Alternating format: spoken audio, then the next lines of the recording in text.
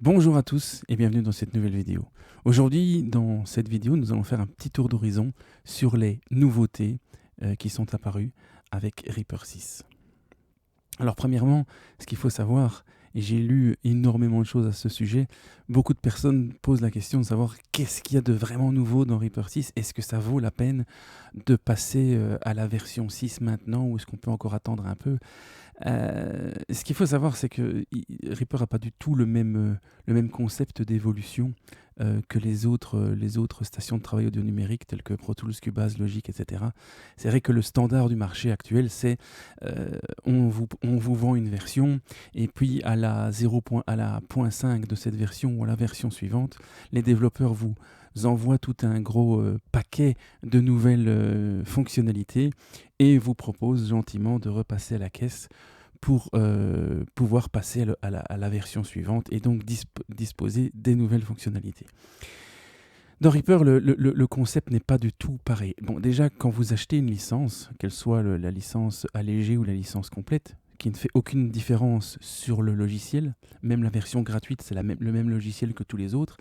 En fait, quand vous achetez une licence, vous l'achetez pour deux versions. Donc si vous achetez la licence maintenant, au début de la Reaper V6, eh bien, vous devrez attendre jusqu'à la Reaper V8.0 pour devoir réapprovisionner votre licence. Donc en fait, votre licence est valable pendant deux versions complètes de Reaper.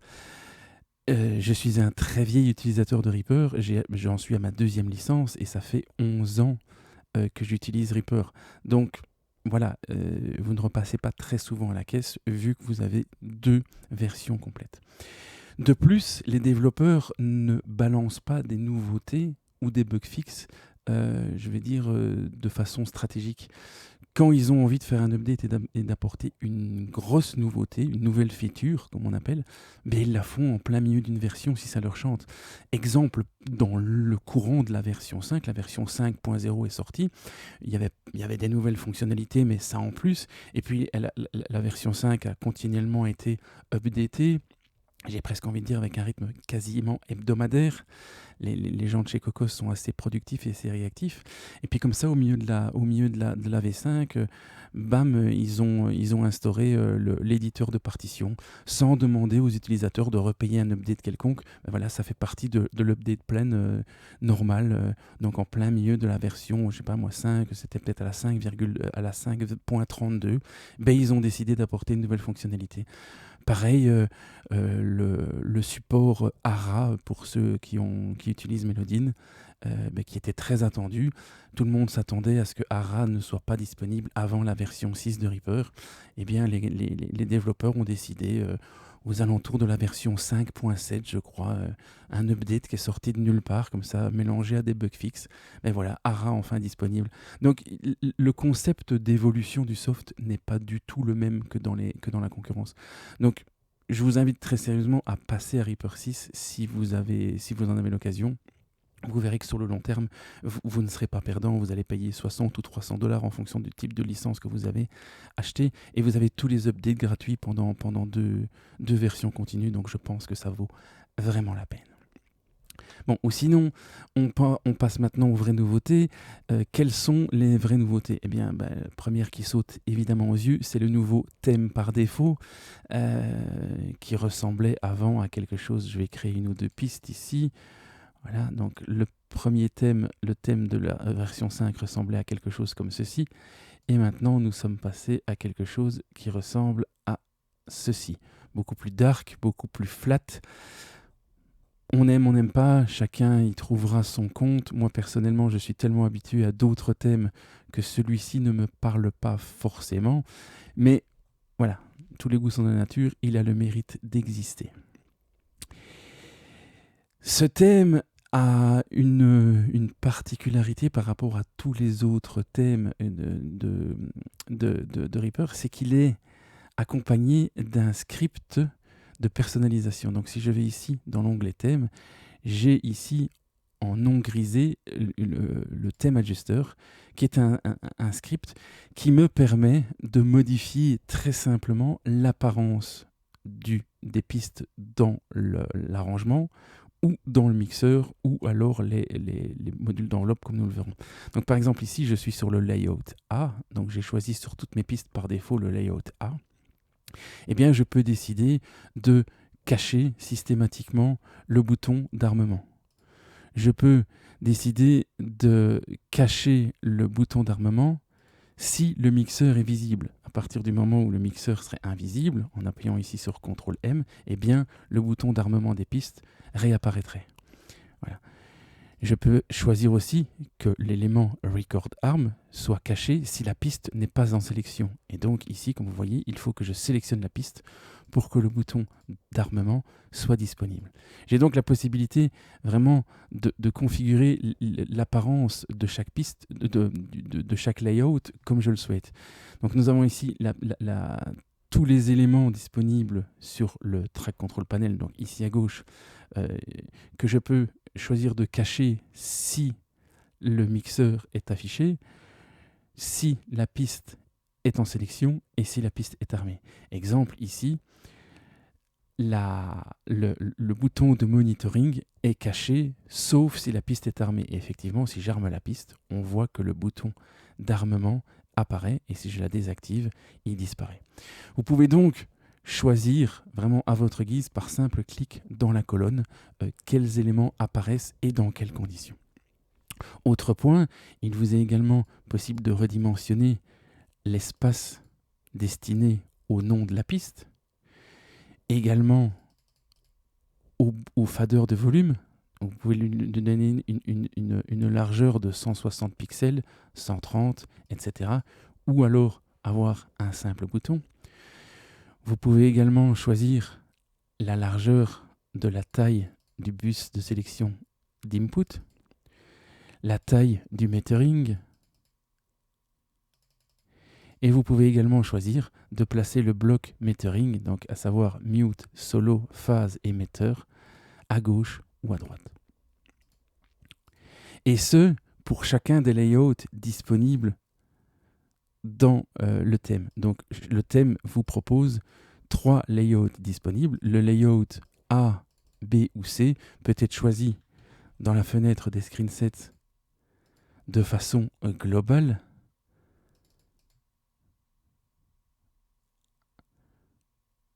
Ici, ou de façon individuelle par piste.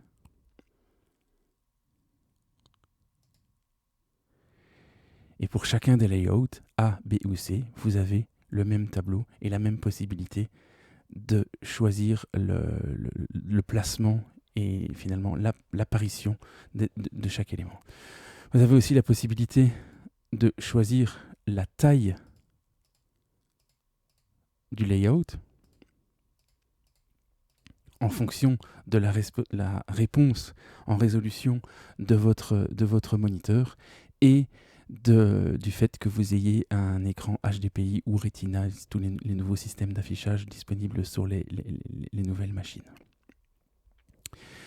Vous pouvez également choisir la profondeur du folder intent. Donc ici, j'ai placé la piste en phi de cette piste folder. Donc la piste ici est devenue un folder. Et vous pouvez donc choisir de l'espace alloué à cette indentation à votre guise. Vous pouvez également faire en sorte que quand vous avez une pyramide, oserais-je dire, de plusieurs folders, eh bien, vous pouvez choisir de faire en sorte que les boutons soient toujours alignés ou pas, grâce à cette sélection. Dans le même ordre d'idées, vous pouvez modifier l'apparence du mixeur avec Extend with Sidebar. Donc, si par exemple la piste est sélectionnée, eh bien, je veux qu'elle ait la sidebar, donc que les plugins et le routing s'affichent à la gauche, alors que quand elle n'est pas sélectionnée, eh bien, elle soit normale. Je peux le faire en sorte que ce soit le cas sur toutes les pistes qui ne sont pas sélectionnées, ou seulement sur les pistes armées, ou seulement sur les pistes non armées. Vous pouvez choisir que la piste prenne une forme mince, et ceci avec les mêmes conditions que précédemment. L'expansion du metering, donc en fait, toutes les pistes de Reaper peuvent contenir jusqu'à 64 canaux, et donc avoir un metering allant jusqu'à 64 barres de crête-mètre qui se déplacent. Eh bien, si vous pouvez faire en sorte que cette fonction existe ou pas en fonction des mêmes conditions.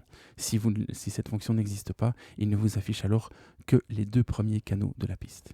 Et les Element Labels, eh bien, vous pouvez le constater ici, ça influe un petit peu sur le design de la piste. Et ce, avec les mêmes conditions. Vous pouvez choisir d'afficher ou pas le bloc d'insert, d'afficher ou pas les paramètres des fixes, d'afficher ou pas les envois, d'afficher ou pas le mixeur au format multi-rangé. Donc ici, si je crée énormément de pistes et que le mixeur se retrouve en dehors du Docker, voilà, comme ceci, eh bien, je peux avoir un mixeur qui est multi-rangé grâce à ce bouton. L'option ici vous permet de scroller en fonction de la piste qui est en sélection. Et donc ici, si je sélectionne la piste qui porte le numéro 2, eh bien, le mixeur va défiler jusqu'à la piste qui est sélectionnée dans le TCP.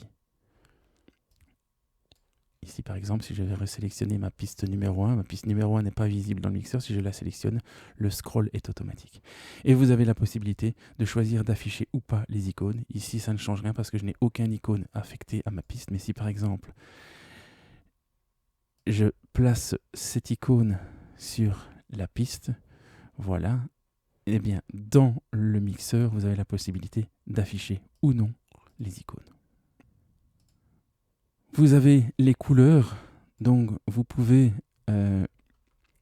choisir quel type de couleur vous placez sur vos pistes grâce à cette palette. Et vous pouvez choisir parmi différents gradements. Ici, bien sûr, vous avez coloré, je vais faire sur plusieurs pistes ici, coloré avec cette palette de couleurs et que vous choisissez d'avoir des couleurs plus vives. Vous pouvez alors cliquez sur Recolor Project using this palette et alors il vous recolorise en fonction de la palette de couleurs que vous avez choisie. Si jamais vous trouvez que c'est trop brillant, vous pouvez diminuer l'intensité des couleurs via ce bouton. Et si vous avez utilisé des couleurs personnalisées, comme par exemple celle-ci, qui ne fait pas forcément partie d'une palette, eh bien vous pouvez également diminuer son intensité grâce à ce bouton. Dernier point qui affecte le visuel de l'ICP ou de l'enveloppe contrôle panel, donc du panneau de contrôle des enveloppes, avec le même genre de fonctions que présenté tout à l'heure. Vous pouvez la réduire, l'augmenter, augmenter la taille du nom ou du fader de piste. Et vous pouvez aussi faire en sorte que la piste, que l'enveloppe contrôle panel suive l'indentation de vos folders. Dernier point, la barre de transport que vous pouvez agrandir ou réduire à votre guise et changer l'apparence du play rate knob ici en bas à droite en fonction de vos besoins. Vous pouvez aussi choisir de cacher le play rate knob, de cacher le changement de signature temporelle et de changer le play rate as text ici qui apparaît ou pas. Voilà donc pour le thème adjuster. En plus de ce thème, il y a eu une grosse évolution graphique par rapport aux écrans de grosse résolution. En effet, si vous fouillez un petit peu dans le cœur même de Reaper, dans les préférences, et que vous allez dans ce petit bouton caché Advanced UI System Tweaks, eh bien vous constatez dans le HDPI mode que 2 nouveaux modes sont apparus, le Aware plus Ignore, le Multi-Monitor Aware plus Ignore et ces 2 fonctions supplémentaires. Donc maintenant, Reaper peut prendre connaissance de la résolution et du mode HDPI de votre écran. Par défaut, celui-ci est sur multimoniteur et donc Reaper va toujours faire un choix pour s'adapter au mieux à votre résolution d'écran. Si jamais ce fonctionnement vous perturbe, vous pouvez bien sûr, et ce si vous utilisez un grand écran avec un ancien thème et que maintenant le fait d'être passé à Reaper 6 vous perturbe complètement parce qu'il n'y a plus rien comme avant, vous pouvez toujours revenir sur le mode DPI Ignorant ou le DPI Unaware qui était comme on l'a connu dans les dernières versions de Reaper.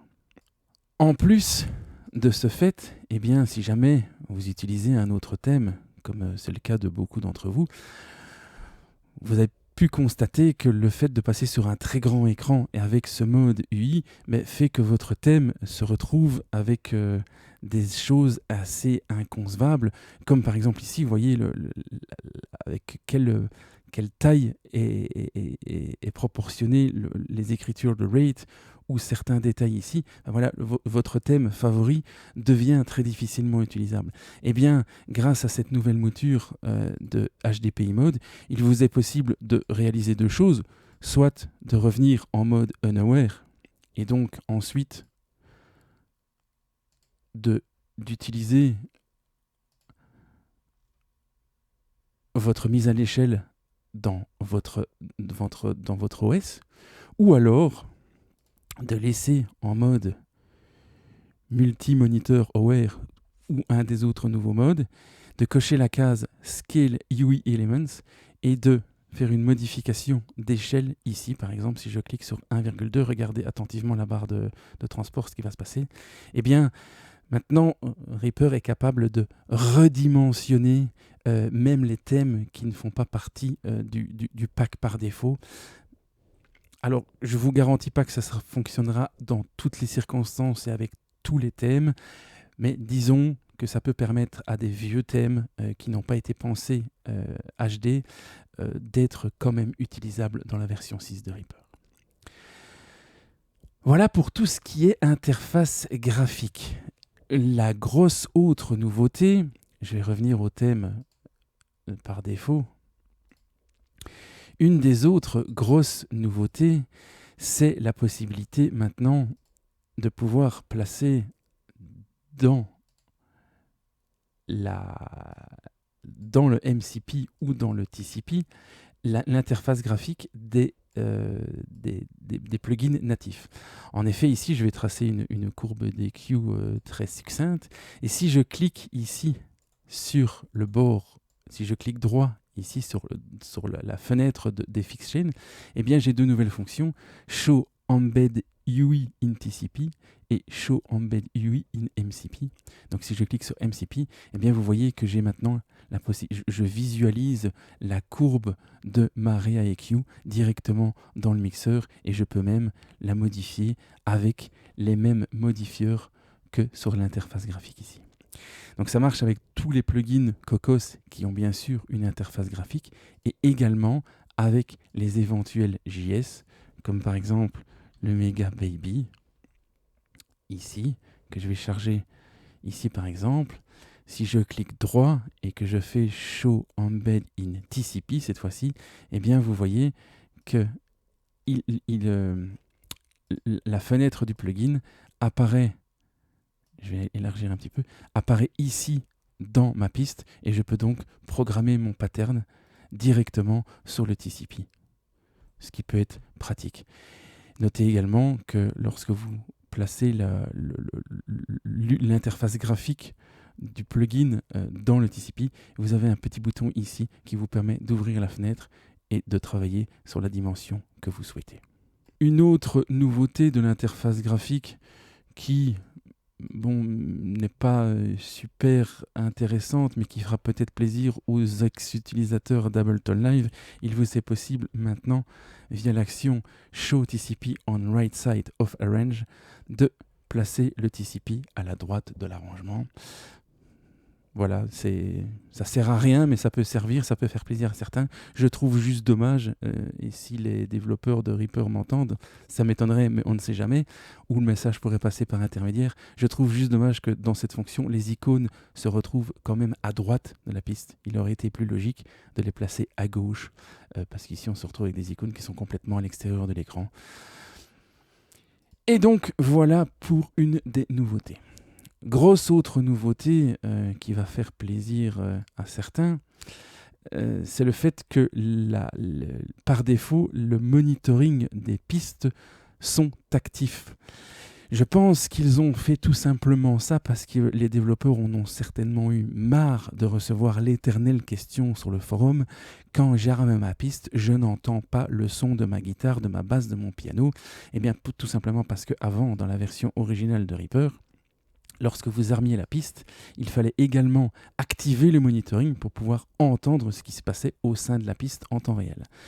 Ils ont pris la décision, que je trouve pas forcément judicieuse pour tout un tas de raisons qui risquent de faire peur à des débutants qui ne gèrent pas leur monitoring correctement, eh bien, d'armer le monitoring par défaut, ce qui fait que quand vous armez votre piste, eh bien, par défaut, vous entendez directement ce qui s'y passe. Voilà, petite nouveauté un petit peu subtile. Autre, j'ai envie de dire, grosse nouveauté, c'est le fait de pouvoir maintenant, dans l'éditeur MIDI, gérer les automations CC.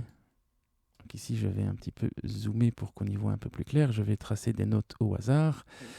On voit déjà qu'ici, pour ceux qui ont connu Reaper 5, que la représentation de la vélocité est un petit peu différente. Vous avez également la possibilité de placer une barre pour attraper la vélocité qui suit finalement la longueur de la note en question. Et donc l'autre gros point, si je prends un CC par exemple, la module, eh bien si je trace un point et un autre point, eh bien je n'ai plus ces rectangles que certains avaient en horreur, et j'ai maintenant des points qui ressemblent un petit peu à la courbe d'automation qu'on connaît dans les fenêtres d'arrangement. Et aussi, grosse nouveauté, si je maintiens Alt sur un segment entre deux points, eh bien, je peux maintenant dessiner une courbe exactement comme avec les points d'automation dans la fenêtre d'arrangement. Et je peux bien sûr, en cliquant droit sur un segment, choisir le type de courbe que je veux utiliser jusqu'au prochain point. Ici, si je clique et que je choisis par exemple le carré, vous voyez que je peux changer donc le style de courbe d'automation. Désolé, je suis un peu hésitant, c'est la version vraiment par défaut et j'ai l'habitude d'utiliser une autre configuration personnelle avec pas forcément les mêmes raccourcis clavier, et donc je cherche un petit peu. Donc voilà pour une des grosses nouveautés. Alors en fait, c'est pas vraiment une nouveauté parce qu'on pouvait déjà le faire dans l'absolu via le Réa Control MIDI. En fait, avant, pour pouvoir utiliser les CC MIDI comme des points d'automation, eh bien, il avait la possibilité d'aller chercher le Réa Control MIDI, de le placer sur la piste contenant votre item MIDI, d'engager le CC que vous souhaitez en RAW mode. Voilà, vous bougiez ici le paramètre qui vous intéressait, vous alliez dans Param, Show in Track Envelope, et vos CC étaient alors gérés directement dans la piste d'automation, ou si vous ne vouliez pas la gérer sur la piste mais sur l'item, eh bien vous placiez le Réa Control MIDI sur l'item, vous choisissiez votre CC en RAW mode, et en choisissant le paramètre que vous vouliez modifier, vous alliez dans Paramètres, Show Media Item Track Envelope, et vous aviez alors ici la possibilité déjà dans Reaper 5, si vous ne me croyez pas aller tester dans Reaper 5, eh bien d'avoir des automations qui étaient propres directement sur l'item. Bon, maintenant la différence c'est que pour les amoureux de l'éditeur MIDI, vous avez la possibilité de le faire directement dans l'éditeur MIDI. Autre nouveauté également, eh bien, c'est la fameuse nouvelle Timebase Auto Stretch qui n'est pas vraiment super utile, sauf dans certains cas particuliers, mais ça, je pense que ça vaut la peine de le montrer. Donc ici, imaginons que donc, j'ai une boucle qui joue à 90.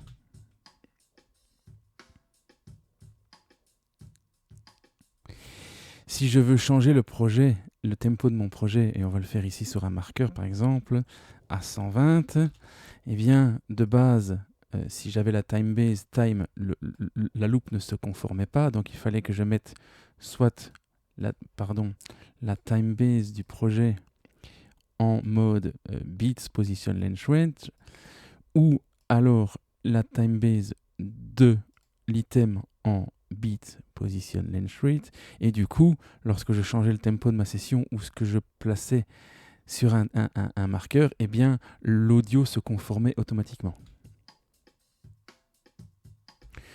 Le souci de cette fonction, c'est que si on se retrouvait dans un cas comme celui-ci où j'avais un changement de tempo qui apparaissait avant la fin de la loupe. Donc ici, j'ai une loupe de 2 boucles et finalement une seule mesure à 120 et l'autre mesure à 90.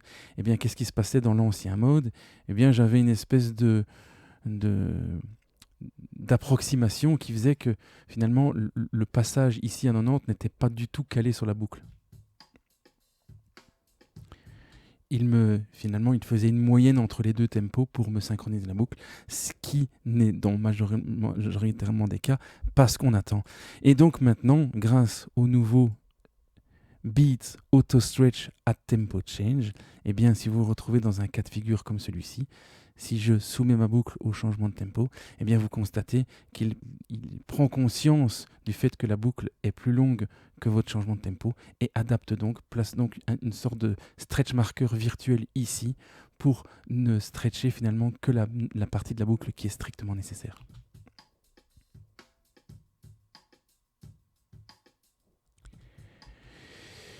Voilà donc pour cette fonctionnalité sympathique. Autre point, je vais peut-être laisser la boucle apparaître, autre point nouveau, eh bien dans le Dynamic Split Item, vous avez la possibilité maintenant de sauver vos presets. Pour ceux qui utilisent beaucoup cette fenêtre, eh bien c'est un petit plus non négligeable. Il y a également la possibilité maintenant de placer des transient guides. Alors qu'est-ce que c'est les transient guides? Les transient guides, c'est un petit peu comme des stretch markers si vous voulez, sauf qu'ils n'ont aucune influence. Ils ne sont là que pour marquer en disant voilà, c'est un point où il y a une transitoire.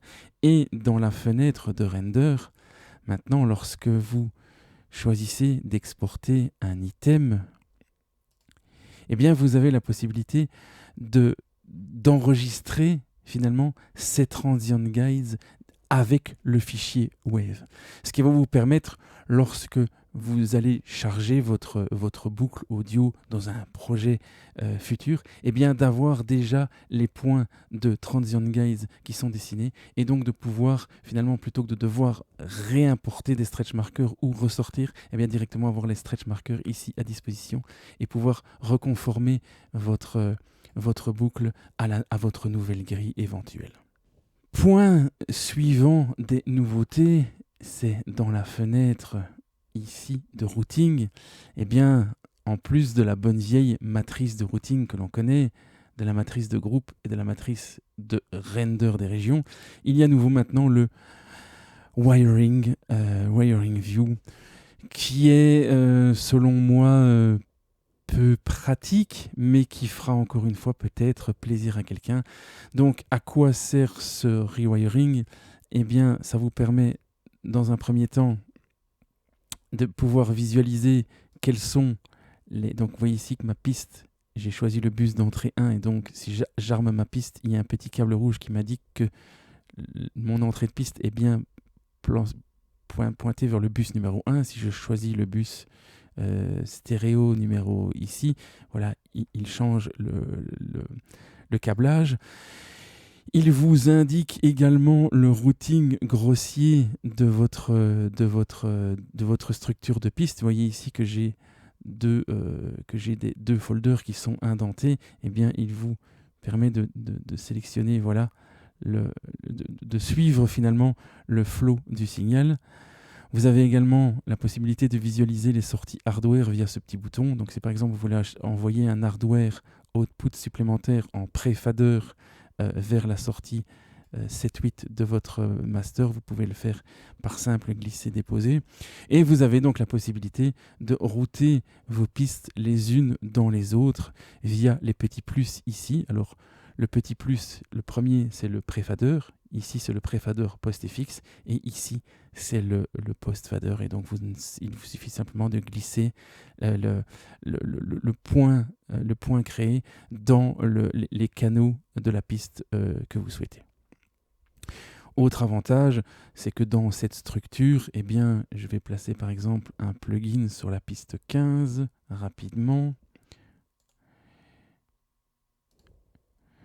Voilà, eh bien, vous avez la possibilité de voir quels sont les points de l'ordre finalement de votre chaîne d'effets. Si vous cliquez, vous pouvez également visualiser l'effet présent sur la piste. Si vous cliquez sur Fader, vous pouvez voir la fenêtre de routing. Vous pouvez désactiver le master. Et donc, voilà, cette petite fenêtre nouvelle a en plus l'opportunité de vous ouvrir ou fermer certaines fonctions de piste si vous la placez sur un deuxième écran, etc. C'est assez pratique. Et vous permet donc de visualiser autrement, finalement, le routing entre vos pistes. Voilà pour cette fenêtre. Et je pense qu'on a fait à peu près le tour des nouvelles fonctionnalités. Autre grosse amélioration à mes yeux, mais qui se passe plutôt en arrière-scène, c'est le fait que maintenant les très grosses sessions avec 150, 200, 300 pistes sont beaucoup mieux gérées au niveau du CPU. Reaper était déjà assez exemplaire en la matière, mais il y a encore eu des améliorations à ce sujet. Et donc, maintenant, je vais dire, un ordinateur un petit peu actuel ne tremble plus devant une session de 200 pistes grâce aux optimisations faites sur le capot. Et donc, encore une fois, c'est très gentil de leur part. Après, au niveau des améliorations, beaucoup de choses qui concernent la possibilité de script. Et donc, si vous ne l'avez pas encore fait, je vous invite à télécharger le RIAPack, qui est finalement une interface pour pouvoir télécharger et installer facilement les scripts utilisateurs faits par les utilisateurs de Reaper. Et il y en a de plus en plus. Et avec toutes les possibilités que les développeurs offrent aux scripteurs, il y a de plus en plus de scripts qui changent radicalement le jeu de Reaper. Enfin, voilà, il y a des scripts qui vont très très loin dans la créativité, qui recopient certaines fonctionnalités manquantes, en tout cas qui sont dans d'autres DAO et qui ne sont pas en tant que telles dans Reaper, voilà, ou tout un tas de fonctions qui sont pensées par des experts dans un certain domaine. Je pense par exemple au sous-titrage ou à la musique à l'image ou tout simplement au montage vidéo.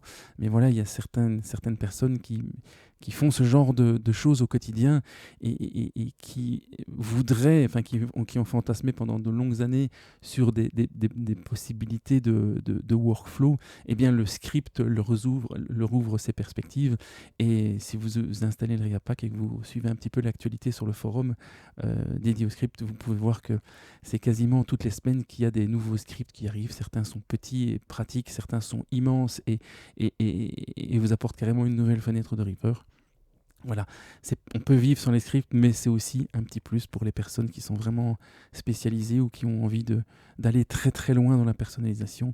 Eh bien, sachez que les développeurs travaillent presque main dans la main avec les scripteurs indépendants pour pouvoir apporter des améliorations, je vais dire, en arrière-scène, sous le capot, pour pouvoir permettre aux scripteurs de réaliser leurs fantasmes les plus fous.